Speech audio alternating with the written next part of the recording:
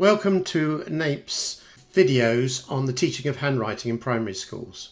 The last video in this series is teaching handwriting at Key Stage 2, that is, children aged between 8 and 11. This last video examines the final 3 stages of handwriting development and support illustrated by the Centre of Literacy for Primary Education's handwriting chart. These stages relate to how the teacher can further extend the handwriting skills and interest of those increasingly fluent writers. Now, the revision of those skills and how children of this age can become interested in calligraphy are also explored.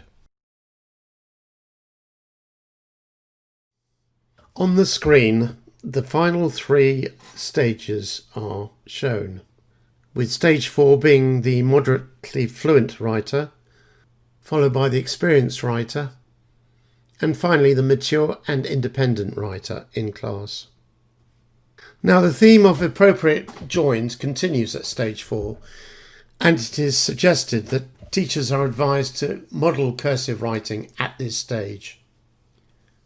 The nature of writing from its origins and the different handwriting styles over the years can also be explored by these children who have shown a genuine interest.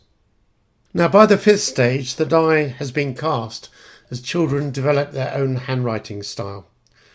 However, to attain the 6th stage, there's an emphasis on the legibility and the speed that now needs to be evident.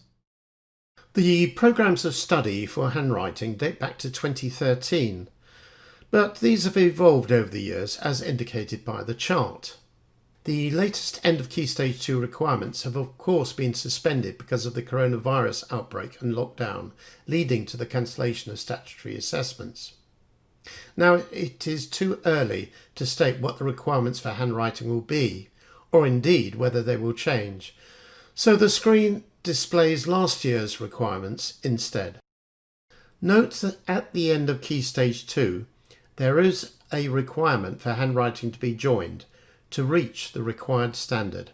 Now, the reference to diagonal and horizontal lines to join letters was described in detail in the last video examining the teaching of Key Stage 1 children.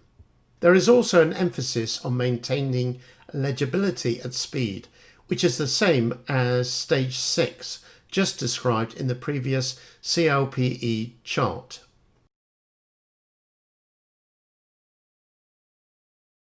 At the age of 8, there will be great individual differences amongst pupils.